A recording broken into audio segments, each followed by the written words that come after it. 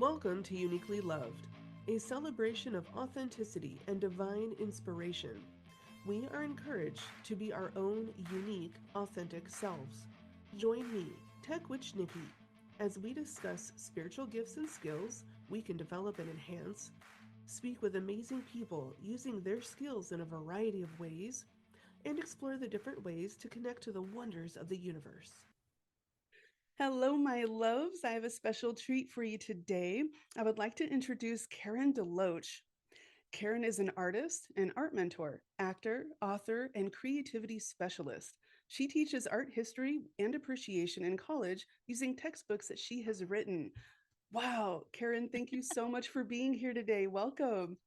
Thank you so much. I was drawn to your podcast, Uniquely Loved. I that just touched my heart so much because, my age, we realize life gets to the where it boils down to, wow, being uniquely loved is one of the most precious gifts of life. So I appreciated your title. Thank you. One of my things is, trying to help ensure that everyone realizes that they are, in fact, unconditionally loved for all our uniqueness, even if we consider them flaws. The fact that we've got what almost 8 billion people on the planet and we've all got individual fingerprints. No two are alike. It's like, wow, we are totally unique. And as an artist, I so appreciate that. We had a photography teacher that took our picture and cut it in half and put like, this is what you'd look like if both halves were this like this, and this is what you'd look like if it's like, what? That's like three different people. So nothing is the same. So I like unique, uniquely loved. So great title. Thank you. Oh, man, you have done so much. You are you are inspirational. You really are. Thank you. Thank you. Well, that's one advantage to having lived almost 70 years on the planet already. I got a chance. And, as I was saying, uh, one of my art teachers in college told me that the only thing I had going for me was energy, which was like, what? You have no talent, no skill, but you have energy. And now, it's like, I'm very grateful. Energy is a great gift. I'll take it. It truly is because energy can actually propel you forward when you hit those roadblocks or get frustrated. Yep. Yep, it does, and keeps me moving, keeps me going, and I'm really joyful. And that's one of the advantages of being in the arts is you never have to retire, never have to stop painting. And as I read the lives of painters and share them with my students, they were in wheelchairs, going blind, and had sticks to get to the canvases, but they were still painting up until the end. And I love that. You never have to retire. Or some of my favorite filmmakers, are in wheelchairs, but they're still directing. Or, the arts are eternal. They live with us and leave a legacy. So I'm passionate about stirring up the creative in people. Every person is uniquely gifted in some creative ways. Usually more than Totally. one. Oh, yeah, Like definitely. you, podcaster, painter, all some with mom and a spouse and all of the different hats you wear, even podcasting, very creative. Thank you. And you have worn so many hats, for throughout your careers. One wasn't enough, I guess. Probably the most important career. I'm sure you feel the same way raising children. I have four children and we homeschooled, and I was the homeschool art teacher. And eventually, and this is one thing we were talking about, is in my 50s, I fulfilled a dream and I went to film school. We have a wonderful local film school here in the low country of South Carolina. And I took every class over the course of 4 years and learned everything I could. And it's such a vast field with so many different giftings required. I'd be like, okay, let me take, photography. And no, I don't think I'm a camera person.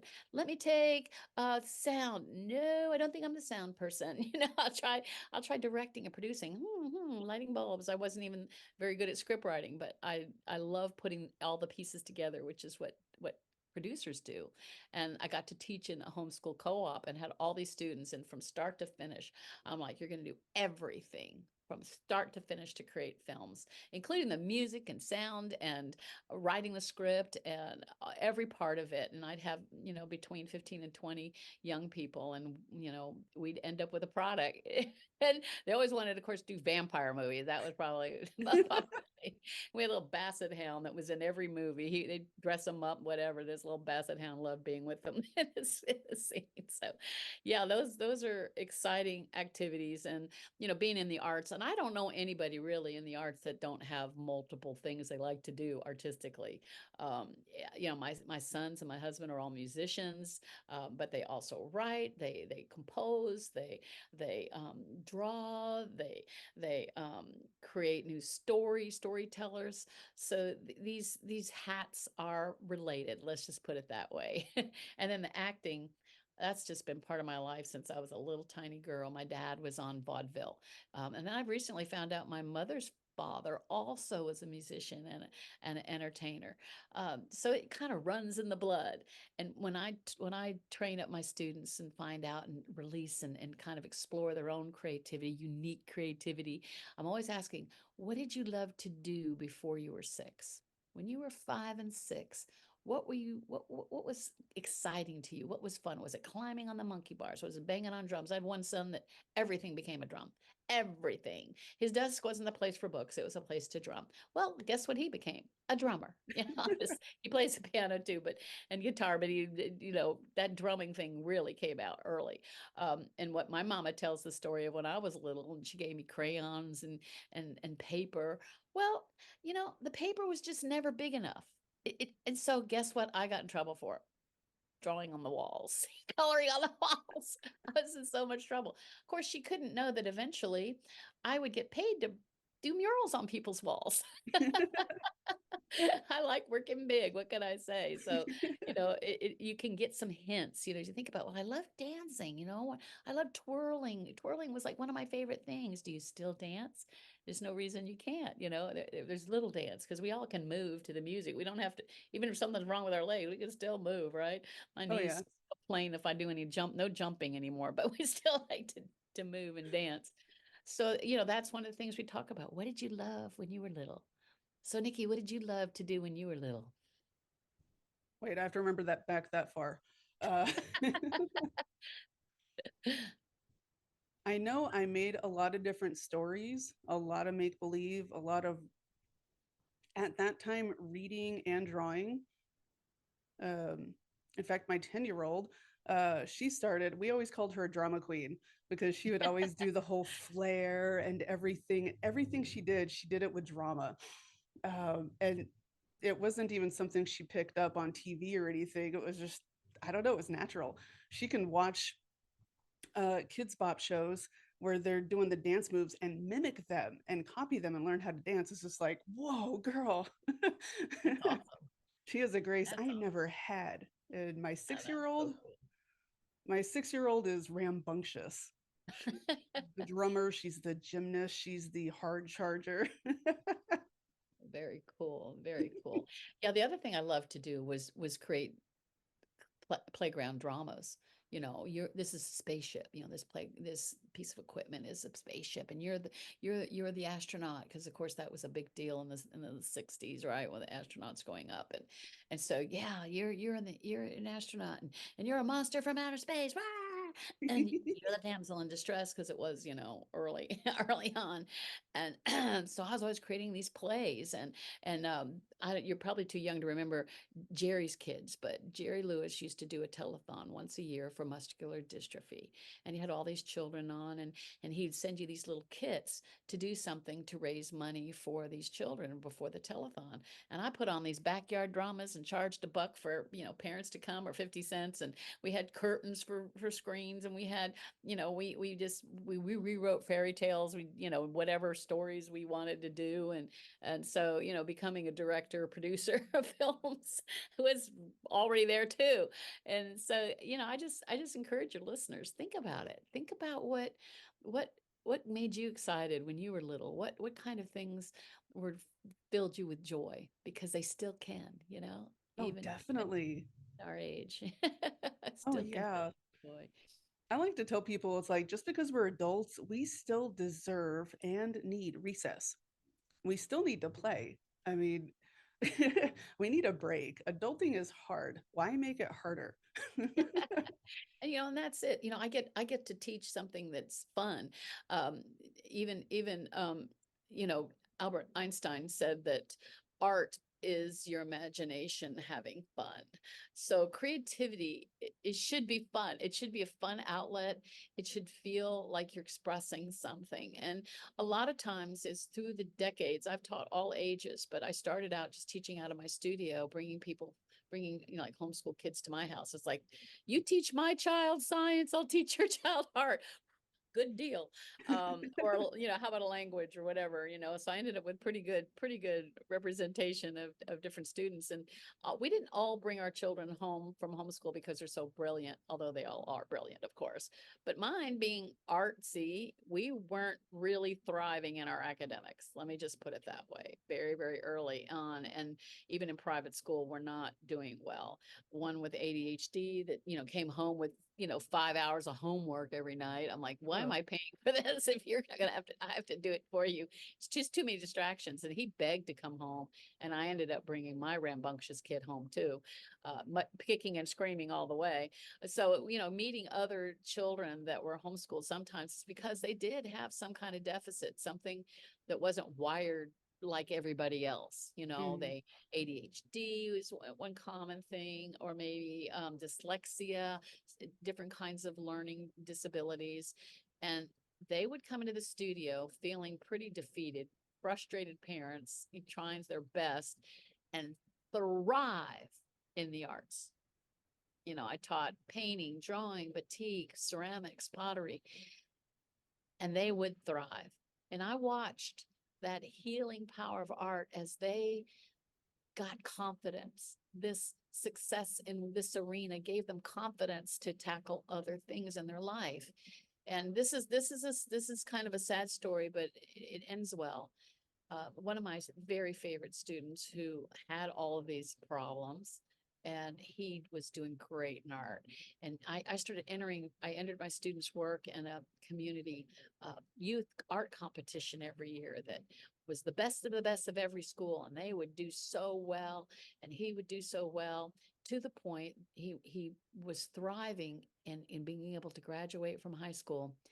And I entered his work, and he won not just first place, but best in show, best in the whole show. And then he got a traumatic brain injury. Just 3 months later, he had an infection that went to his brain and mm. about destroyed his brain and his skull. He's got a plastic skull. They didn't know if he's going to live. 4 months in the hospital and rehab. He came out. He couldn't talk. Could barely walk, and his right hand wasn't working. So guess what his mom did? Brought him right back to the studio. I thought, okay, well, let's teach him to draw and write left-handed. And David did that so quickly. He was able to start drawing and painting and writing with his left hand as good as he was with his right hand. Now, he still wasn't able to do ceramics, which took a lot longer to do. But I got a call from his neurosurgeon. He's like, I've never called anybody's art teacher before. What are you doing with David? Because his left hand is strong, stronger than my weak hand, and I'm a surgeon. What are you doing? I'm like, I don't know. It's just working. As I've studied since, these neural connections we're always building, left and right brain, which you do because you're so much editing left brain. You're drawing and painting right. You're bringing these two sides. They're building these connections is what really builds our brilliance. And they were there, so he was able to wire his brain, a different part of his brain, to do some functions that weren't there. He was able to start talking. He was able to start walking, and he is a walking, talking miracle. And his family still credits he did all the medical things. I'm not negating that, but he also got his emotions and his mind and his art connections going. and has a life worth living that was not expected. So I'm like, yay, go arts. A wonderful right brain. And he and his family obviously are still very dear and close to me. um and then another story. So this is when I'm starting looking, this is kind of miraculous what's happening. And these are not people who are identifying as artists. Okay, I want to make that clear. These are just normal people who just love to draw and paint. They're not looking to sell their work in the marketplace or become a professional artist. They are looking just to have a fulfilled life, a full, Mhm. complete, purposeful life. So I had another adult mother, because I also, when the moms would bring them, I'd say, well, you're going to be here. Why don't you just participate? Discovered all kinds of talents and all these amazing, amazing moms, usually moms, once in a while a dad, but mostly moms. And this particular woman was just so good at sculpture. She was so good with her hands. And then she was diagnosed with very severe breast cancer, like given 6 months Oh, life wow. expectancy kind of diagnosis. And in their devastation, she's doing all the chemo, radiation, getting sick, surgeries. So I said, I have a challenge for you, Jan. I've got a show in 9 months and I need your help. I'm doing a whole room installation called Taste and See Sweet Shop, the good things in life. It's a porcelain candy store, and we're going to make every one of these by hand. And I made the trays and the pedestals, and we bought furniture from Goodwill and redid them, refinished them, put new tops on them, made silks wall hangings. And she said, okay, I don't know if I'll be here in 9 months, but I'm gonna come to the studio. So every day she wasn't really sick or doing something, she was in the studio hours at a time, working with her hands, doing these beautiful things. We made cakes and cupcakes and candies and cookies and all kinds of goodies, and made them look real, made them look so real. People thought they were coming in to buy chocolates. I'm like, yeah, you can buy them. They're for sale. Just don't bite them. They'll break your teeth off. And I'm happy to say that when we had that show, she was there all 17 days in remission, and now 9 years later is completely cancer free. She's not just in relapse or whatever. She is cancer free. And Awesome. I talked to her recently, and she said she credits having something to focus on that was beautiful, that was hopeful, that was gave her something to work towards, just changed that whole season that could have just been misery and depression, got her out of that depression, gave her hope. And her whole family, it affected her whole family. And I'm just saying, wow, go God, that is awesome. This creativity that is in us, that we got from our creator, is in everybody, and you are uniquely loved with blessings of creativity yourself. What is it? What is it? Do you know? Do you not know? Is it something you want to explore? That's what I love to do, is to help people discover, uncover, train up, and operate in their very best creative, unique life. Any age, all ages, whatever deficits or challenges. Um, if you I got to know one more story, and this one's more personal, because I loved sports and I loved theater and I loved art, and I didn't know what to study in school, so I went to a college, liberal arts, where I could do all of them. I could do all of them. And I love to draw, and drawing, I'd had good drawing and drawing teacher, and so I felt like I was pretty good at drawing, but I had really never explored painting. And this is in the 70s, because I'm 70, so I was 18 in the 70s. And they were all trained by the abstract expressionists, these painters, these art. And I tried 4 different painting teachers in the course of 2 years. And they all came to the same conclusion, using 4-letter words to describe my art: that I could not paint, that I was not good enough. Well, this little girl, sensitive, right brain person, took that in and came into agreement with it. And Mm. for the next decade, as I tried to paint, it couldn't push through those difficult parts. It was that voice: you're not good enough. just stick to sculpture because I switched to sculpture in graduate school and art history. But I wanted to paint. I started having these beautiful little babies and I wanted to paint them. And I like to paint naturalistically. I don't want to paint abstract expression. I can do that. I painted abstract expressionist paintings and sold them to stores to buy my canvases and frames when I was in graduate school. But I really wanted to paint more. I wanted it to look like my babies. Right. And it wasn't popular, it wasn't what they wanted me to do, but it was what I wanted to do. And I was completely convinced I wasn't a painter, and I know there's a lot of your listeners saying, I can't draw, I can't color, I can't paint, I can't dance, I can't sing, I can't draw, whatever. And somebody's told them, and that I call it the left brain bully. It tells Mm-hmm. you not good enough, and sometimes we get perfectionism and that paralyzes us. We get perfectionism paralysis Mm-hmm. and we can't do it because we're not perfect when we try it. And I say, well, I'm a practicing artist because I'm always practicing. But I got a mentor. I came across a mentor when I lived in Germany. I was army wife at the time, and he had been to the Chicago Art Institute where they actually teach the fundamentals, and he taught me how to paint. I Awesome. learned the color wheel, color theory. I learned how to mix and match and really develop the skills I needed to do the kind of painting I wanted to do. And it changed my life. I got set free and I could say, shut up, you're wrong. I can't be good enough. And just keep working it until I got my skills up to my vision, what I wanted to do. And so I'm really passionate about mentoring. That's one reason because I see personally how it can change your life. And I'm an award-winning painter, and people have paid me big bucks to paint murals. And I just did a big landscape. I love landscapes too. I love doing nature. Love nature. I see your big tree. I have earrings like that with a tree of life on them. Yeah, nature, anything beautiful. And Mm-hmm. what I've been learning in the last really year and a half about artist self therapy and how you can get wellness through creativity. So some of you may, have some struggles mentally, emotionally, physically. And and there's medicines, there's things that, the medical world recommends. I don't know nothing about any of that, I'll tell you, but I have seen and had proven to me the power of exploring your creative gifts and how it can lift you.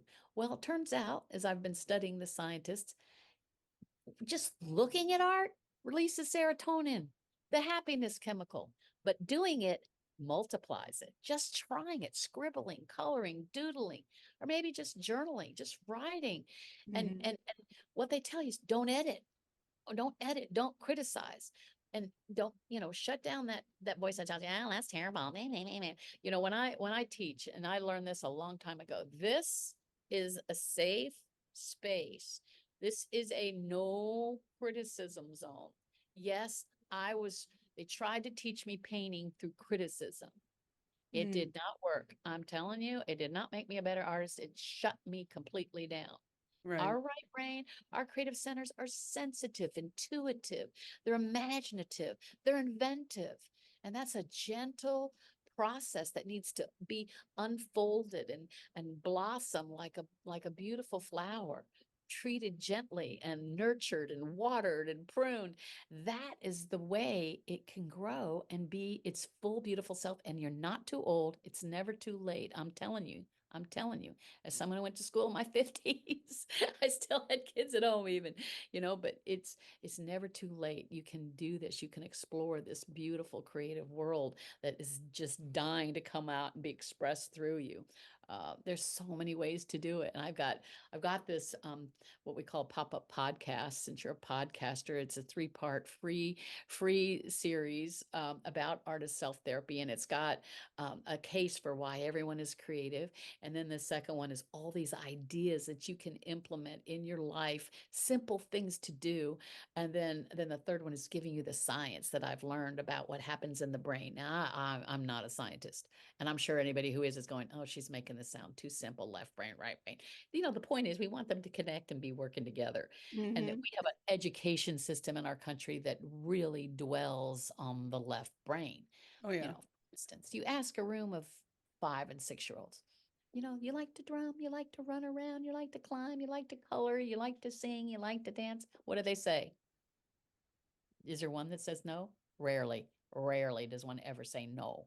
They don't like to do any I of that don't think stuff. they would ever say no because they love I've doing never heard any say no, it. but ask that same question to a room of 15 and 16-year-olds, even as they're listening to Led Zeppelin on their headphones. No, no, no, no. Maybe 10% say yes. What happens in those 10 years? Now I blame it a lot on our school system because they're developing that critical thinking, logical, orderly, chronological memorization side of the brain, which Mhm.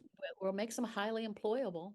But it not that AI couldn't take those jobs away from them, and at the least trivialize the left brain creative gifts.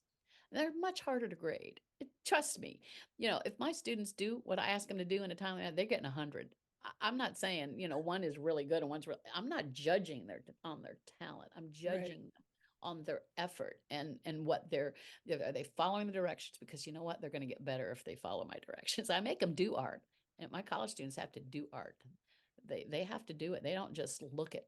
I mean, my book. I wrote a book because I live in South Carolina. My students are in the heart of a rural part of the state. Most of them never been to an art gallery or museum. Most of them don't even have an opinion about art, hardly Mhm. know anything about Western art history. So my book, which is 630 pages, has 1,800 images. It, it's they may not read it, but they're going to look at pictures, and I make them find something they like. I have a whole chapter all on contemporary artists. A lot of them are local. They're representing things that these young people can relate to in their world, in their culture, what they've grown up with. I've got a great ethnic mix of young people, and they're going to find somebody whose work they can relate to, or story they can relate to. I got a lot of stories in my book about Awesome. these artists, and then how to draw. They're going to have to try it, and they just get amazed. It's like once you've had this like veil off your eyes, wow, not only is there's beauty in art, there's beauty I can relate to it. There's artists that are expressing what I want to express, or I feel, or where I come from. Even if it's anger, or Mhm. sorrow over historical things, or but let's celebrate life together, and our uniquely beautiful ways that we can love each other and love the world, and come Mhm. together and say we're uniquely different and we're uniquely loved.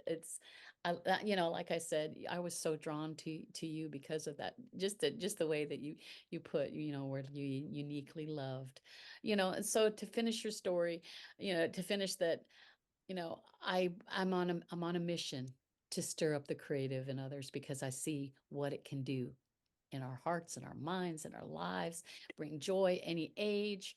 And if you've had trauma through somebody telling you can't draw, for me, it was also growing up. Every time I tried to sing, I wanted to be a Broadway actress. That was my first. What do you want to be? I want to be a star. I want to be a Broadway actress. Well, you can't sing. Every time I open my mouth, I just couldn't seem to keep on the same key. I didn't know Mhm. that was something you could learn. I just knew that it didn't come natural. The low voice, oh, they just kind of went everywhere. I tried though, man. I broke records. No, I broke people's eardrums. They would turn on the Cute. radio if I started singing. But eventually you become convinced. Okay, I'm not going to be a Broadway actress. I can't sing. All right, that's not there until I I started singing in the shower and singing along with songs that I started learning in church, these little choruses. I'm like, oh, wow, they only have like 3 or 4 notes. I can do that. I can sing those notes. I can stay there. Wow, I can sing good. I got power. I can sing loud.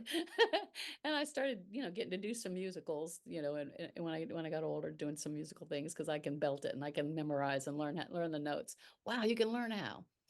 And then last year, I started studying these scientists. Do you know that they've studied people that sing in the shower?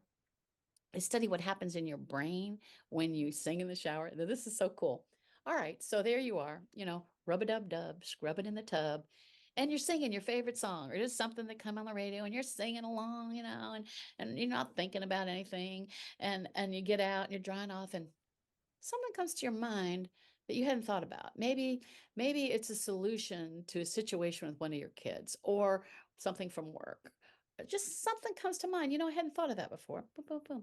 And you didn't even put together that while your left brain was resting, you Mm-hmm. weren't trying to be logical, you weren't trying to figure anything out, and your right brain is just having fun, letting the notes come out. Nobody's there to criticize. There's no criticism zone. You've created your own behind that shower curtain or that in that tub. Nobody's listening, and your brain is making connections it hadn't made before. Mm-hmm. So I'm saying, ladies and gentlemen, sing in the shower. Let it rip. Don't let anybody stop you because you are doing your brain some good. You don't know what you're doing there. Definitely, definitely. I love to tell people, hey, the more you're in the moment, the more inspiration will strike. And and as you say that, Nikki, I've been studying the science. There's science behind it. There's actually a whole field called neuro arts. Awesome. They're studying the power of art to heal, and it can heal emotionally, mentally, physically, spiritually. One of the things that I read about was Walter Reed Hospital. Speaking of, Mm-hmm. we've have some military background where they were bringing soldiers who, had their wounds healed, maybe, but or at least their physical injuries dealt with, but they were still struggling with all kinds of traumas from war and in the injuries themselves, and they were doing experiments on different kinds of therapies at Walter Reed one summer. And I imagine they've continued it. The one I was reading about, when they were having success with these troops, getting some healing, and they did a survey. What was the best part of it? And above anything else was the art, doing art. And these are soldiers. These are not people identifying as artistes. These are people who found peace. They found some kind of contentment. They found some kind of acceptance of what was going on in their life, now through creating. Mm-hmm. And that just warms my heart all over. I know it's definitely helped me. Yeah, what's your story? Tell me more of your story about that. Ooh, retired Army, worked on the Apache helicopter, deployed a couple times. Prolonged PTSD due to other factors, not just being deployed, extremely toxic relationships and toxic employment throughout, whether it be the military or even after and everything. Mm-hmm. And healing has been a challenge. I did attempt uh, to not be here quite a few Oh, years I'm ago. sorry. And my healing journey led me to, doing everything I'm doing now. And it led me to getting creative and finding the little joys. Because the more we cultivate the little joys in each day, it makes them the whole day. Even if you have a few bad moments, you can be like, well, I did this and that was fun. So the whole day's not gone. The whole day's not bad. And then that shifts to, huh, I had a few bad months, years, etc. My whole life's not bad. I'm doing this. I'm healing. I'm great. I may not be where I want to be, but yeah, Yeah. I'm better. I see That's I'm getting beautiful. better. Beautiful. Yeah, it's amazing because if you've grown up in an education system that trivializes the arts, Hmm. it may not be something you consider important enough to try, or that you've got too busy. And this is the other thing, is they're all saying, and I read different studies, between 15 or 18 and 20 minutes a day is all it requires, Hmm. not a lot of time. Something as simple, and I can tell you this for your viewers, something as simple as taking a stroll. Now, you're talking about being in the moment. And that's what I'm talking about. Not with your Fitbit, where you're going to have your steps counted and you're going to get aerobics and how many calories am I going to burn. No, this is a stroll. This is where you just, like my 92-year-old mother lives with me. We're just going for a stroll. She walks pretty good pace, let me tell you, she does. But we're going to look at the sky. We're going to look at the neighbors walking their dogs. We're going to have a chat. We're going to smell the roses. We've already got daffodils blooming here in South Carolina, and we've got roses that bloom almost all year. And we're smelling, we're seeing children play, dogs, bicyclers. You're just engaging in nature, in the world. And we have a park where you can, maybe notice the trees. We have lots of trees around here, including palmetto trees we're famous for. And those moments, you're resting your left brain, even as you're Mm-hmm. using it to walk, because your left brain controls motor.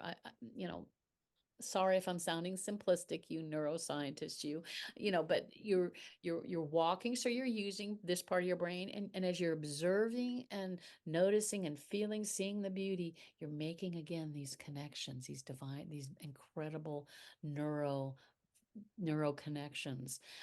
If you do sunset, sunrise, notice the colors in the sky and how it reflects on the clouds, and these things. Just doing that once a day Yep. brings peace, restoration, joy, a release of serotonin. Woo! It also decreases cortisol. I mean, we got to have cortisol, but too much of it, is a stress thing, I guess. Mm-hmm. So you don't want all that cortisol. You want to de-stress, rest it. And they, it doesn't sound like an artistic thing to do, but it is using your both sides of your brain to be observant, to notice what's going on around you. And it's good for you. It's better probably than if you were power walking. Not that you can't power walk too, but take that time for your own soul's sake, for your own mind and emotion and will. And I'm a spiritual person, and I want to hear from the higher power, whatever you want to call God. I want to hear.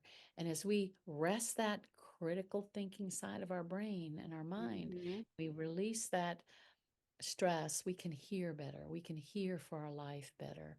And I believe it, and I've experienced it, and I know it's true for everybody because we're all uniquely loved. Mm-hmm. Oh, I've experienced it too, and it was an eye-opening experience when I finally was able to hush out my inner critic and be like, wait a minute, because the intuitive voice is soft and gentle and loving and keep going.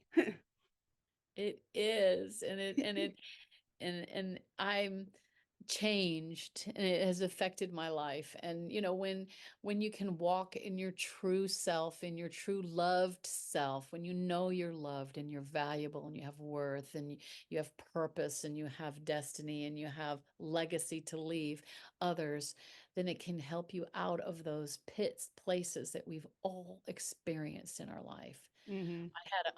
I spent about 500 hours on one project. It was a giant piece of sculpture that I did, and it was really brilliant idea. I was making anyway this big sculpture, and it took a lot to get it to. It got into a show, So it won a place in a juried show, and I got it there, and they had some big money for their prize money. I just knew this sculpture was going to win because it was really the pinnacle of my ideas. And there was some technical issues with it, I'll be honest. It was an experiment, and it wasn't perfect, but it was spectacular. It won nothing.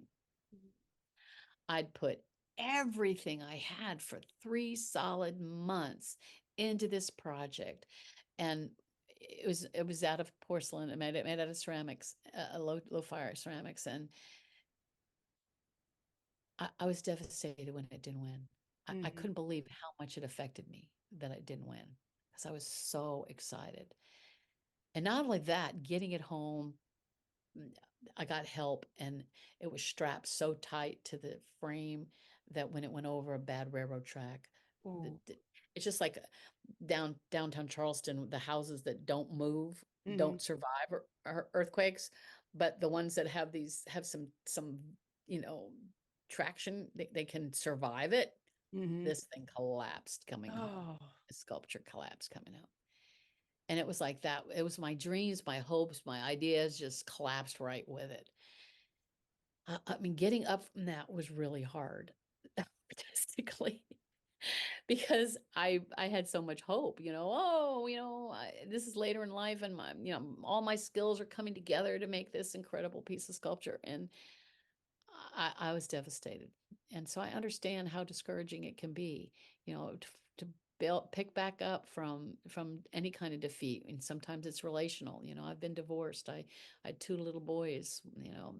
At 40, my army husband left me for a 20-year-old and Mm, a 1-year-old and a 3-year-old little boys, and devastated us, and rebuilt life, and found a great loving, faithful husband, and we had two children together, and helped me raise those little boys.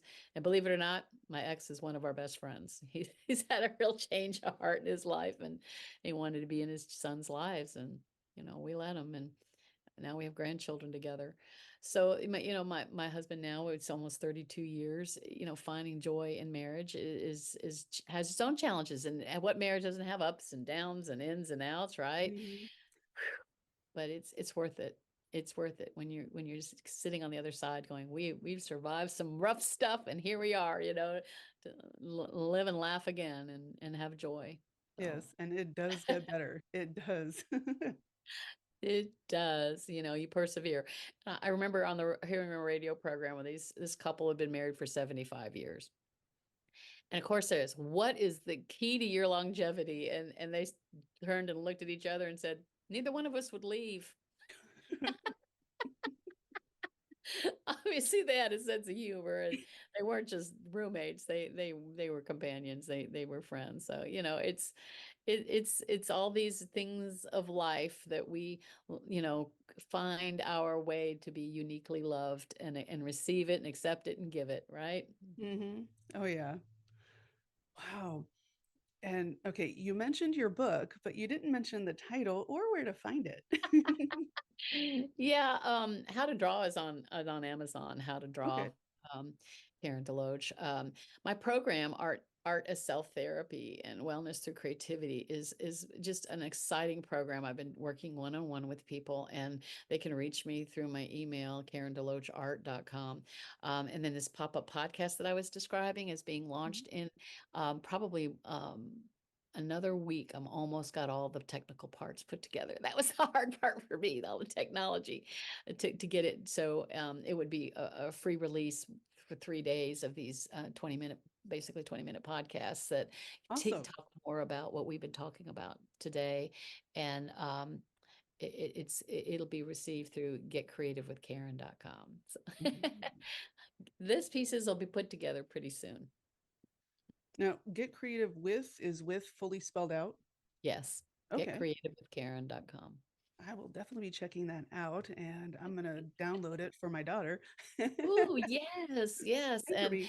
And we should talk. We should talk again how I can help, maybe work with your daughter some more too. So there's all kinds of possibilities. Yeah, I've worked with all ages. I have a year program that I've been working with a whole family, and then it's like, well, you're my family now. Just any family. I get involved.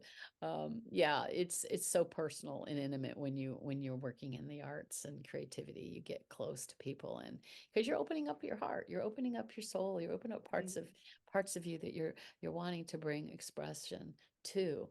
That's part of the power of the art, is we release those hidden hurt things and find a way to release it.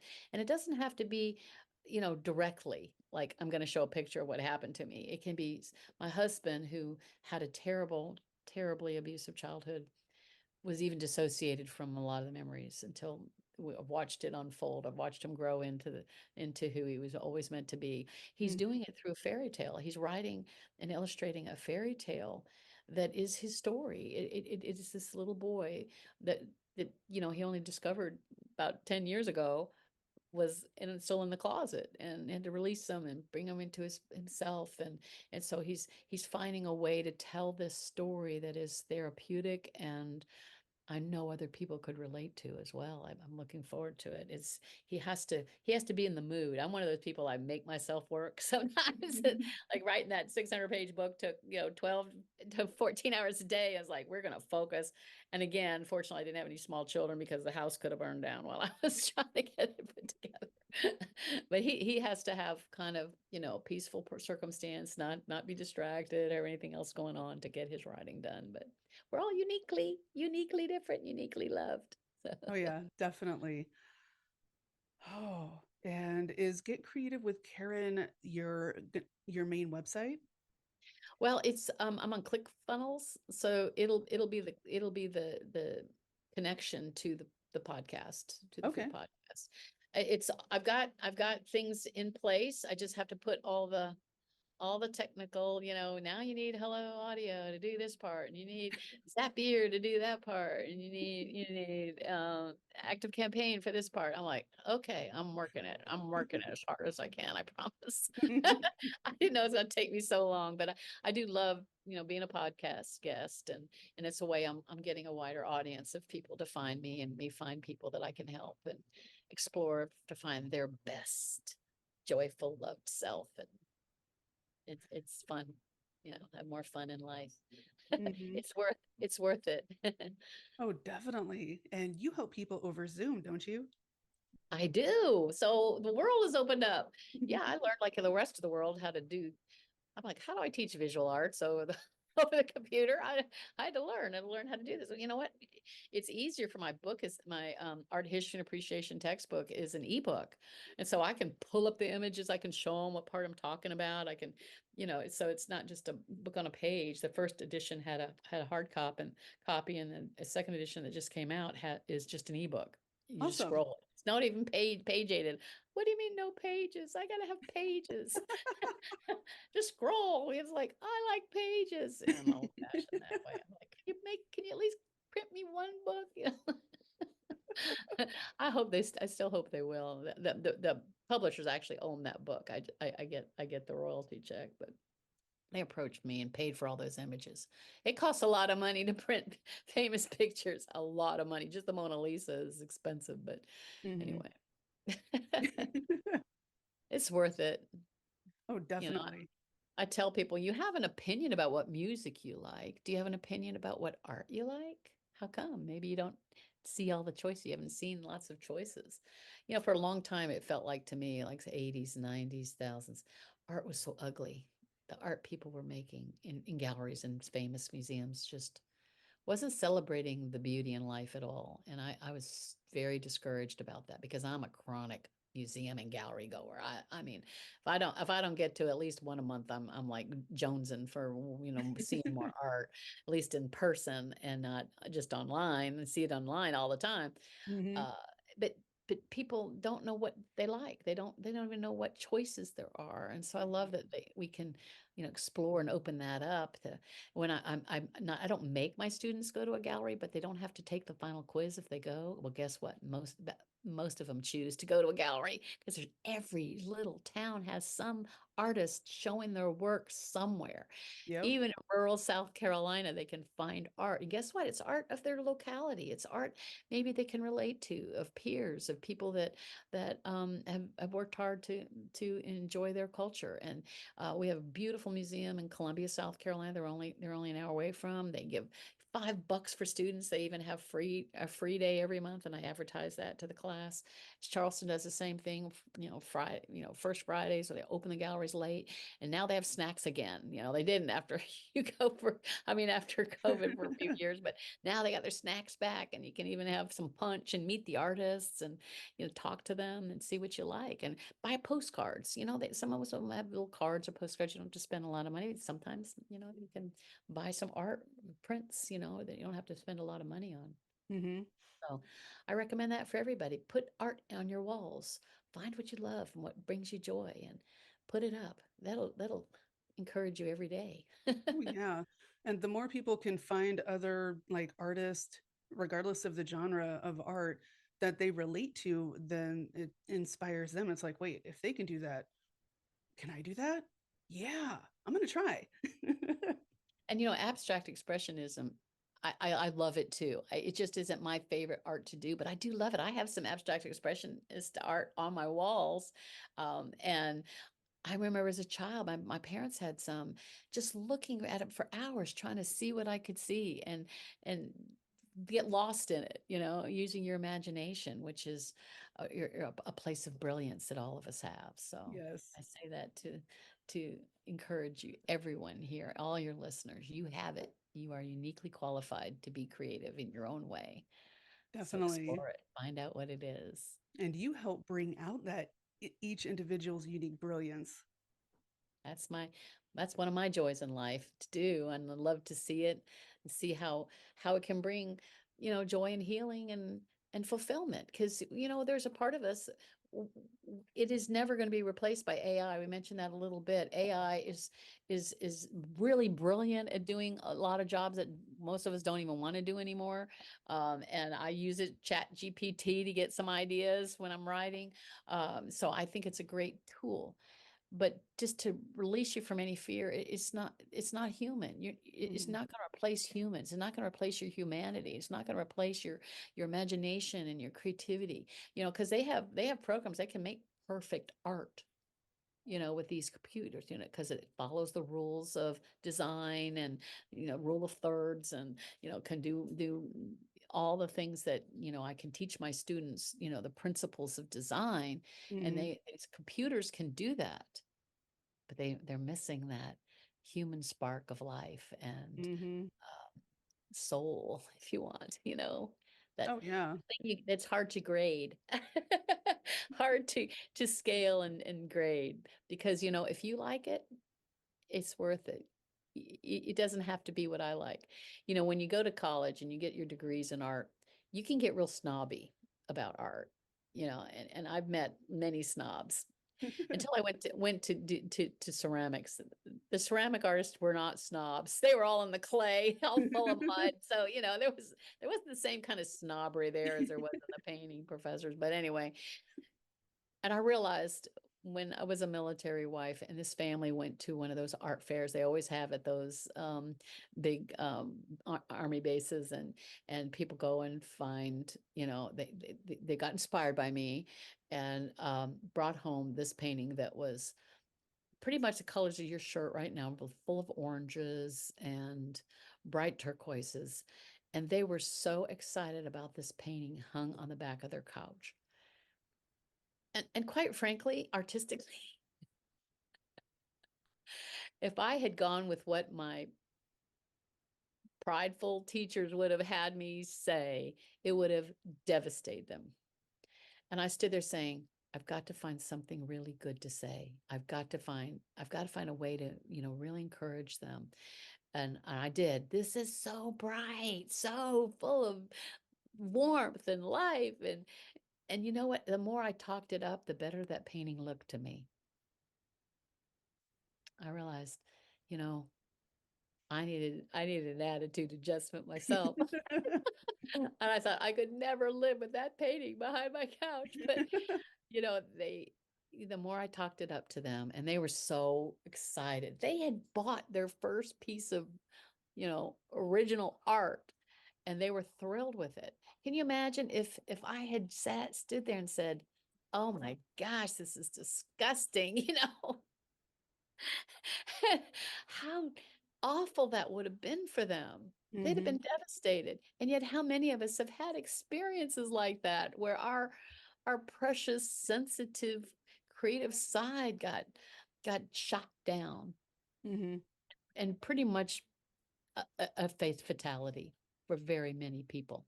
Oh yeah. I've had one lady tell me that in third grade she was coloring, and her teacher gave an assignment to do this coloring, and she just started going with this outside the lines, creating little shapes and just having the best time. And when she turned this in, that paper was ripped up in front of the class as Whoa. a complete failure. So now, I mean, she said years later, someone said, "Oh, can you color this one?" She says, "No, I can't color." She was convinced she couldn't color. Mhm. That that that teacher should be disbarred. I mean, it breaks my heart how many people tell me they had some kind of experience like that. Whether it was they can't sing, they can't dance, they can't draw, they can't paint, they can't color. Come on, that's so not true. Mhm. Especially when you're looking at it from one person's perspective. And it's like everyone has their own opinion.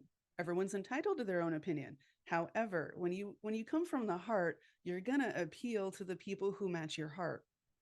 That's very And good. and other people are going to be like, "Oh, that is awesome. Where can I get that?" Or can you do this? I know it. It's why I became the kind of teacher. And when Bob Brown taught me to paint, yes, he made me a better painter, but he really made me a better teacher. You know, as I started learning, wow, I wasn't even conscious of the fact that those words had shut me down. I didn't know why I couldn't get better.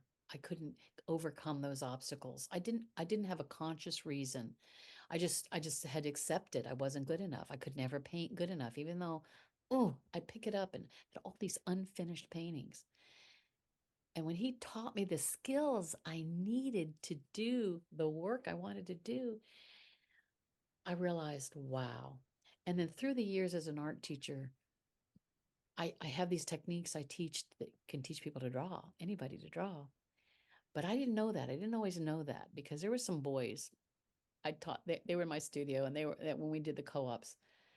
And I'm teaching the same exercises, no matter the age. Just like everybody learned to play the piano. It doesn't matter if you're 5 or 15 or 25 if you're, or 35 or 45 if you're learning to play the piano. No, you still got to learn where the keys are, where your fingers go. Right? There's certain things. The same thing with the painting and drawing. It doesn't matter your age. Mm-hmm. So they weren't getting it. Now they were having a good time. They were doing the drawing, but they just weren't getting it.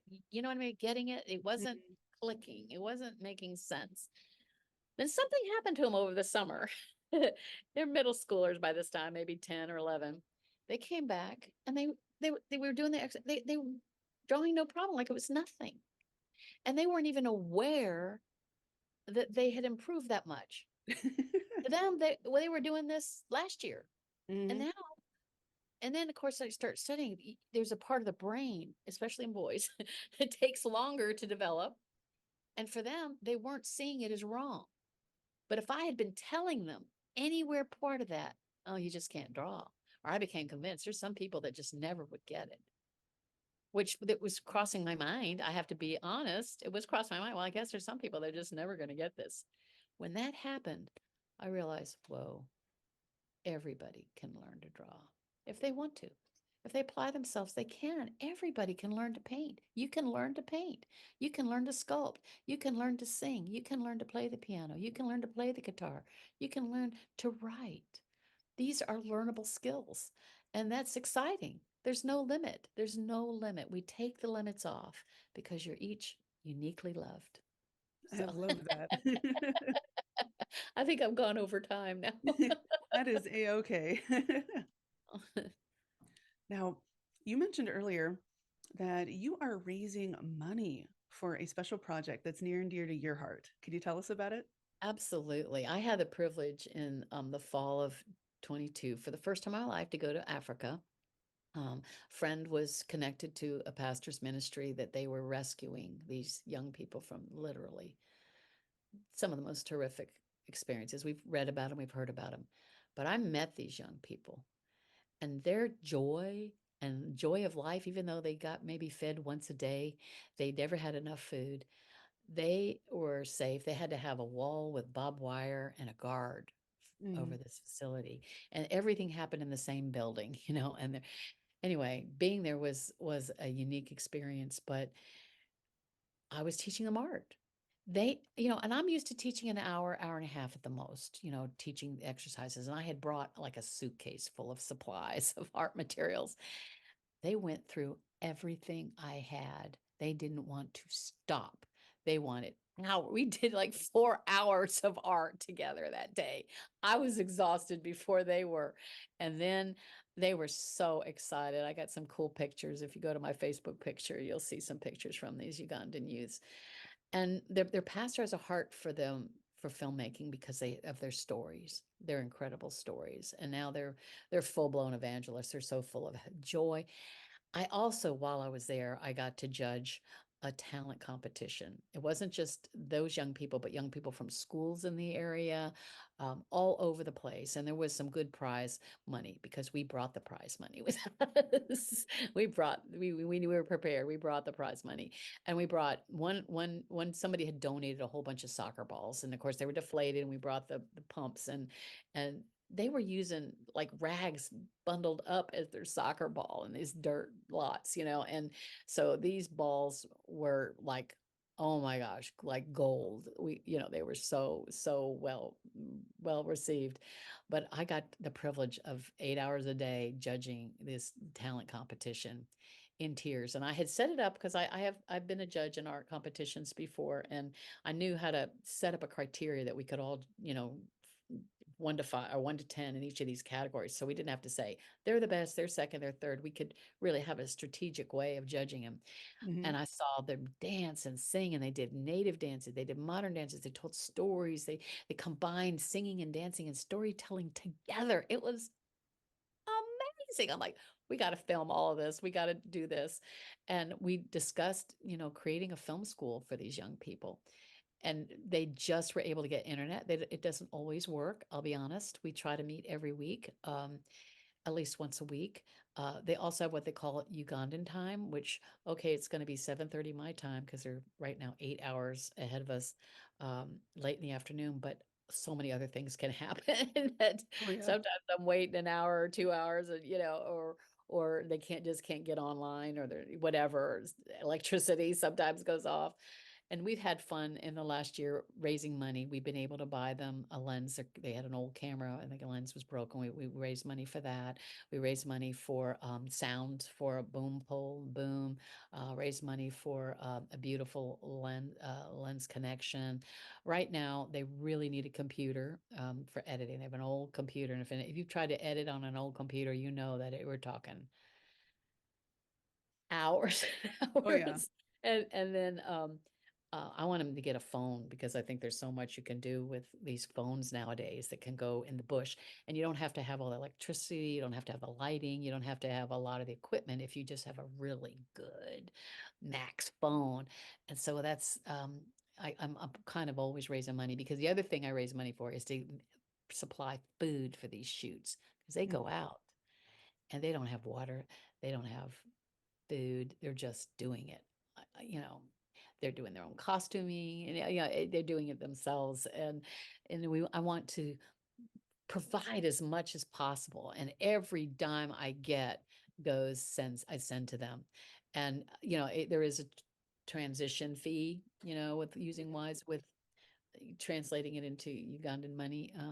But that's it. That's the only money that doesn't go straight to them. Every bit of it that I can collect. I can't give, I'm not a 501(c)(3), so I can't give you a tax deduction. But if anybody wants to contact me through the email, and we'll figure out Venmo or Zelle or Cash App some way, and I can send you pictures of what we get with it. So Awesome. Can yeah, you state your email again? yes, Karen DeLoach art at gmail.com. Okay, and I will be putting all the links in the description of this episode, so you can just scroll and then be able to click and check out all of her awesome projects.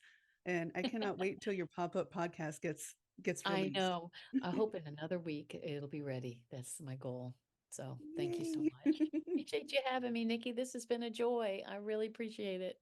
Thank you so much for being a guest and sharing all of this. And I I appreciate you. My pleasure.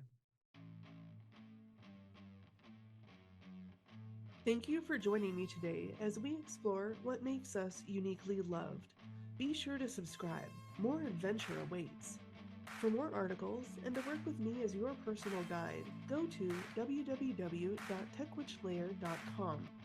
Always remember, you are accepted, you are valid, you are loved.